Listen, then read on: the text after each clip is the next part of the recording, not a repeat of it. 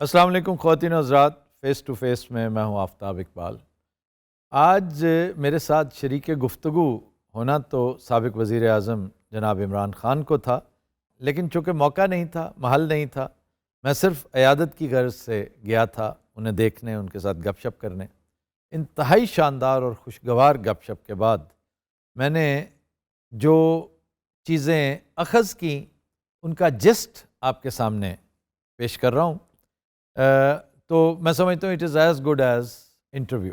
سب سے پہلے تو میں خان صاحب کے ان گنت چاہنے والوں کو یہ بتانا چاہتا ہوں کہ ان کی اسپرٹس اس قدر ہائی اور ان کا اطمینان دیدنی تھا۔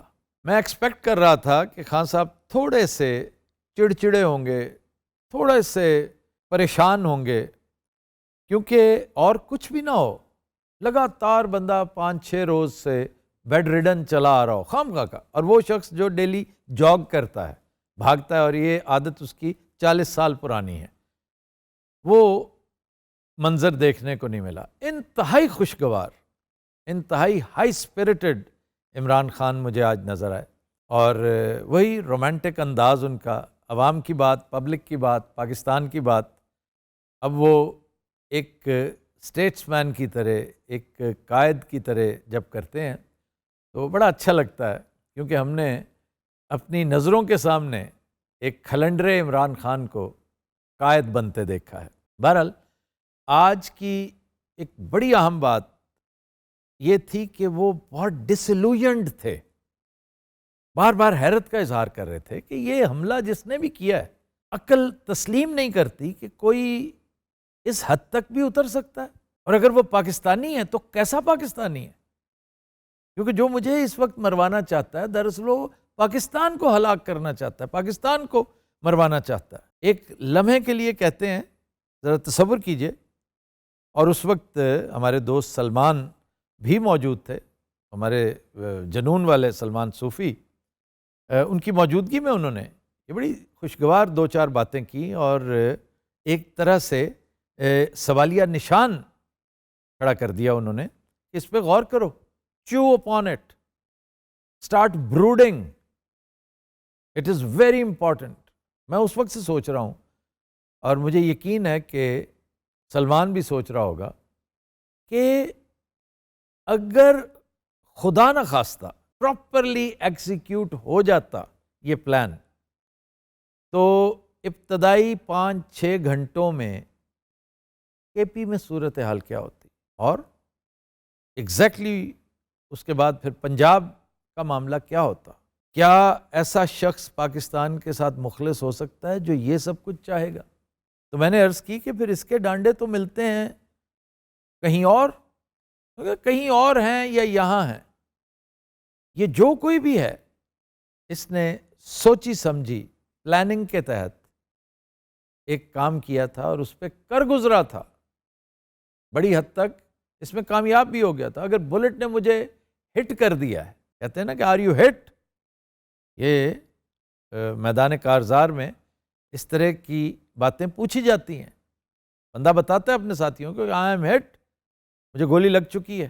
تو نہ صرف وہ بلکہ ان کے اور بڑے قریبی دوست احمد چٹھا، انہیں ایک ٹانگ پہ لگی اور دوسری طرف سے ہوتی ہوئی وہ نکل گئی، گو کہ وہ سلگ 30 بور کا بتایا جاتا ہے، جو ڈیفینیٹلی پسٹل کا شاٹ تھا۔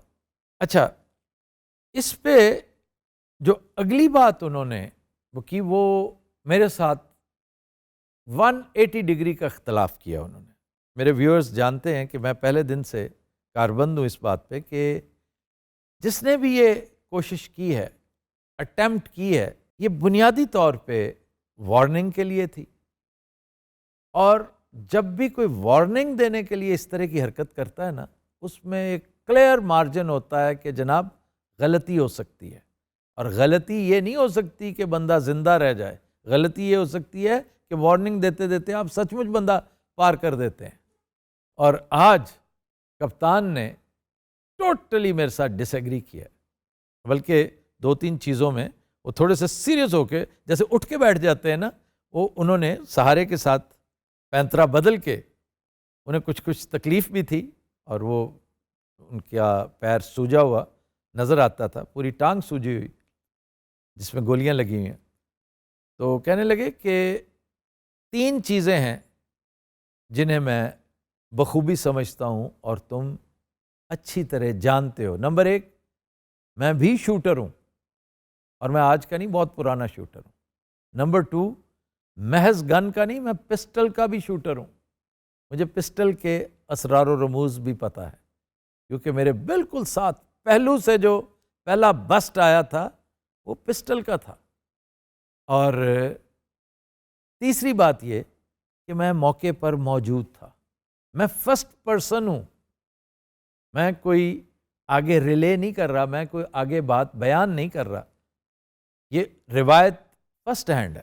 تو اس لیے میری بات پہ تمہیں غور کرنا پڑے گا۔ تو میں اس وقت سے کر رہا ہوں، بہت غور و خوض کر رہا ہوں، بہت ساری چیزیں سامنے آئیں گی۔ میں نے ریکویسٹ کی ہے متعلقہ لوگوں سے جو تفتیشی آفیسرز ہیں کہ کوئی ایسی ایک ڈرائنگ آپ کے سامنے آ جاتی نا، کیونکہ اچھا تفتیشی ڈرا کر کے بتاتا ہے کہ جی یہ ہوا تھا۔ لیکن اب پرابلم یہ ہے کہ اس وقت نہ تو کسی نے خول اکٹھے کیے، نہ کسی نے کنٹینر کو سیل کرنے کی زحمت کی، حالانکہ مارچ ختم ہو چکی تھی اس وقت، خان دوسری گاڑی پہ بیٹھ کے واپس لاہور آ چکے تھے۔ اصولی طور پہ پولیس کو اپنی تحویل میں لے لینا چاہیے تھا کہ بھئی یہ کرائم سین ہے، اس کو سنجیدہ لینا چاہیے تھا، وہ نہیں لیا گیا۔ خیر اس کا تذکرہ ہم اور کئی جگہوں پہ کر چکے ہیں، اور بقول شخص شکر کریں کسی نے اس کو دھلوا نہیں دیا، کیونکہ ہمارے ہاں یہ بھی ایک روایت ہے کہ کرائم سین کو دھو بھی دیا جاتا ہے۔ تو اس لیے یہ دونوں چیزیں ملتی جلتی کہ ایک تو وہ جس طرح ڈسلوین تھے نا، ڈسلوین کس پہ کہ یار میں سمجھتا ہوں کہ میرے مخالفین جو میرے پاکستانی ہم ملک ہیں، ان کی اور میری اور کچھ نہیں تو قومیت تو ایک ہے نا، وہ مجھے منظر سے ہٹانا چاہتے ہیں۔ اوکے، یہ بھی ان کا ایک ہوگا، ایک شوق، ایک رائٹ جو وہ اپنے طور پہ سمجھتے ہیں۔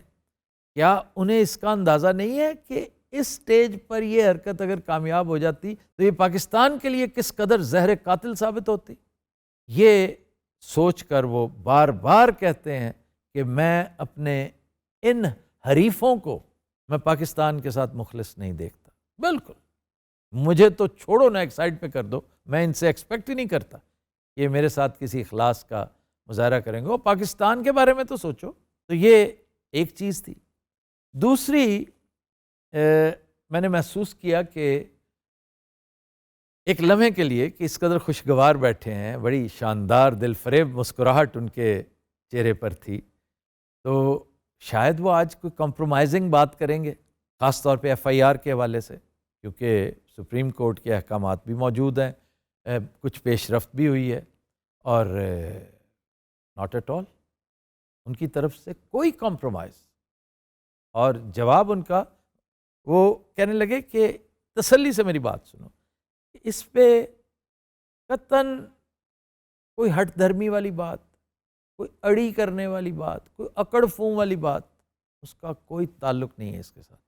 میری سیاست، میرا جھگڑا، میری لڑائی خالصتاً اصولی نوعیت کی ہے۔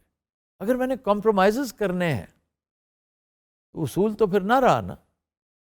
میرا خیال ہے عمران خان جس شخص کا نام ہے، اس نے گزشتہ 3.5 سالہ دور حکومت میں اپنے ہاتھوں سرزد ہونے والی پے در پے حماقتوں سے بہت کچھ سیکھا، اور سر فہرست جو حماقت تھی وہ کمپرومائز تھا۔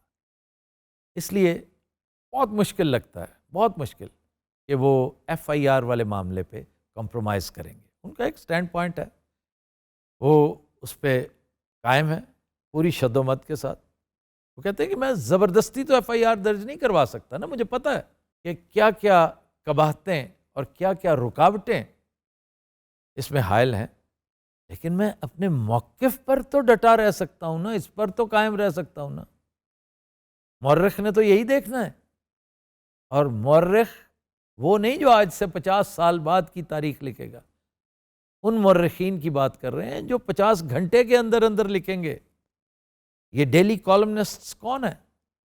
یہ پوری دنیا کے جو جرنلسٹ جن کی نظر اس وقت اس معاملے کے اوپر ہے، وہ گواہ ہیں اور چیزوں کو مائنیوٹلی دیکھ رہے ہیں۔ پھر آپ کے ٹی وی چینلز بھی، جہاں ہر جگہ یہ گفتگو ہو رہی ہے، وہ کہتے ہیں میں اپنی نظر میں اور اس سے بڑھ کر خدا کی نظر میں سرخرو ہوں۔ یہ ایک اصولی موقف ہے اور میں اس پہ قائم ہوں۔ پھر آخر میں اسی سے پیوستہ اگلے 2-3 معاملات تھے جن پر میں نے محسوس کیا کہ اب وہ دل فریبی اور خوشگواری وہ قدرے ماند پڑتی جا رہی ہے، اور عمران خان کا جو ایک ٹپیکل سٹائل ہے، بڑا جنرسلی وہ سمائل کرتے ہیں، بہت کم کھل کھلا کر ہنستے ہیں، ان کی سمائل ہی بڑی ایک عجیب ایک ششکا ہے، تو وہ ایک دم فیڈ آؤٹ ہوئی اور تشویش فیڈ ان ہوتے ہوئے میں نے دیکھی، اور پھر اس تشویش کو غصے میں کنورٹ ہوتے بھی میں نے دیکھا۔ اور آخری جو فیز تھا ہماری گفتگو کا، کیونکہ اور بھی بہت سے دوستوں نے ملنا تھا، اور یہ بڑی مہربانی تھی ان کی بھی اور ان کے اسٹاف آفیسرز کی کہ کافی وافر ٹائم، محض عیادت کے لیے اتنا ٹائم نہیں ہوتا لیکن کافی ٹائم، اور میرا دل چاہ رہا تھا کہ میں اور زیادہ وہاں بیٹھتا، کیونکہ خان کے ساتھ اس معاملے پر خصوصی طور پہ اظہار یکجہتی کرنا بھی بہت ضروری ہے۔ اس کے لیے آپ کو اس کی پارٹی کا ممبر ہونا ہرگز ضروری نہیں، اس کے لیے اس کمیونٹی کا اور اس معاشرے کا ممبر ہونا ہی بہت ہے۔ تو کچھ مہمان مزید آئے، میں سائڈ پہ بیٹھ گیا، پھر مہمان چلے گئے اور گفتگو کا سلسلہ ہم نے پھر شروع کر دیا۔ غصہ انہیں اس بات پہ تھا کہ جیسا میں نے پہلے عرض کیا کہ یہ جن لوگوں نے حرکت کی ہے وہ اس وقت بالکل بھول چکے ہیں کہ پاکستان کے سٹیکس کس قدر ہائی ہیں، پاکستان اس وقت کس ڈنجن سے گزر رہا ہے، کس پلسرات سے گزر رہا ہے، اور ان لوگوں کے نزدیک یہ میٹر ہی نہیں کرتا۔ مطلب ان کے سامنے ایک دیو ہیکل قسم کا کیریکٹر کھڑا ہو گیا جس کو یہ عمران خان کہتے ہیں، تو بھائی اس سے مقابلہ کرو، پھر اس کو آنے دو نا، وہ جو کرنا چاہ رہا ہے اسے کرنے دو، اور اس کا مقابلہ فیلڈ میں کرو، ہو سکتا ہے تم اسے شکست دینے میں کامیاب ہو جاؤ، جو ایک جمہوری اور سیاسی طریقہ ہے۔ جن ہتھ کنڈوں پر تم آج اترے ہوئے ہو وہ غیر سیاسی نہیں، غیر پاکستانی بلکہ غیر انسانی ہے۔ یہ باتیں سب اکٹھا کر کے میں نے سوچا کہ ایک ولاگ کی شکل میں آپ تک کمیونیکیٹ کروں گا۔ آپ کے ساتھ ملاقات ہوگی اگلی گپ شپ میں۔ انٹل دین، اللہ حافظ الناس۔